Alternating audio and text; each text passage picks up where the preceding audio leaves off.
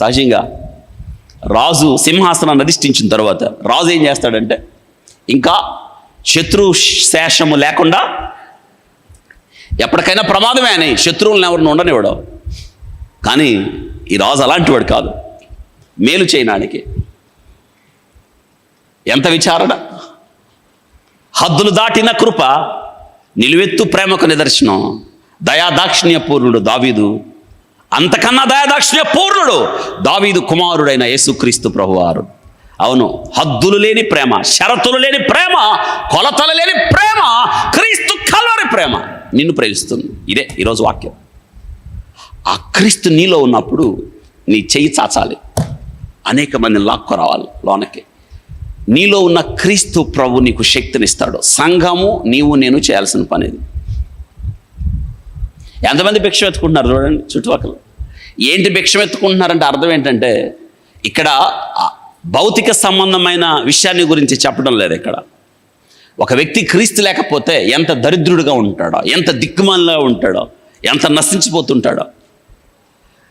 దావీదు విచారణ మొదలుపెట్టాడు మేలు చేయడానికి. ఉన్నారా, ఎవరైనా ఉన్నారా అంటే అందరికీ ఎక్కడో దాక్కుని ఉన్నాడు ఆయన, దాసు ఎక్కడో మూల. ఇంతలో ఒకడు సందేశాన్ని ఇచ్చాడు. అయ్యా, ఆ ఇంటి గురించిన వివరాలు, అప్పుడు సౌలు ఇంట్లో పనివాడు ఒకడు ఉన్నాడు, షేబా అనేవాడు, అతనికైతే వివరాలు తెలుస్తాయి అంటే షేబాని ప్రవేశపెట్టారు దావీదు దగ్గరికి.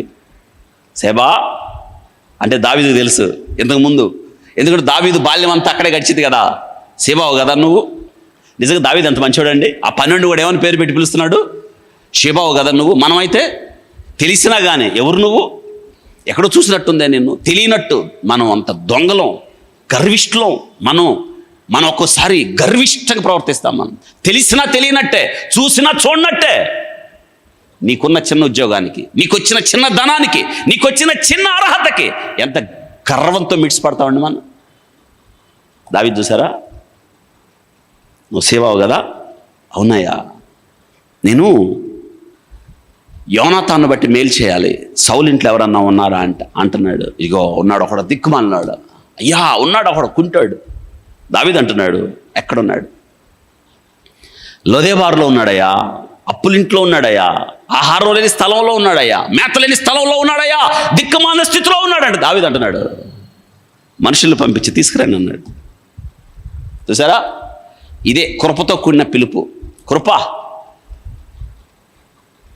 బయట ఉన్న వ్యక్తిని లోనకి తెచ్చే కృప. ఈరోజు మన జీవితాల్లో కూడా అదే కదా వెల్లడేది. ఒకనప్పుడు మనం కూడా ఇదే స్థితిలో ఉన్నాం, కానీ క్రీస్తు ప్రేమ మనలను వెతికి రక్షించాను. వింటున్నారా?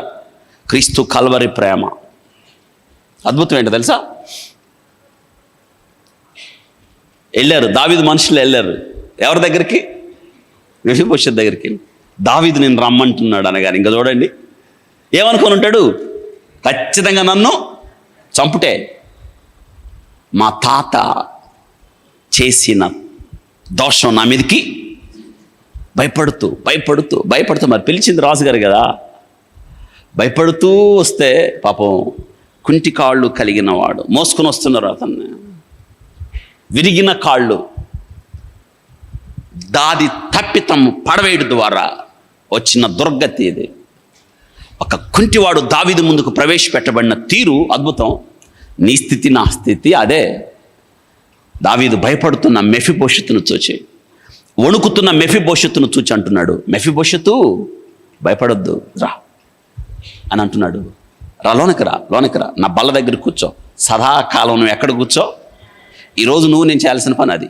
బయట ఆకలితో దౌర్భాగ్య స్థితిలో ఉన్న అనేక మందిని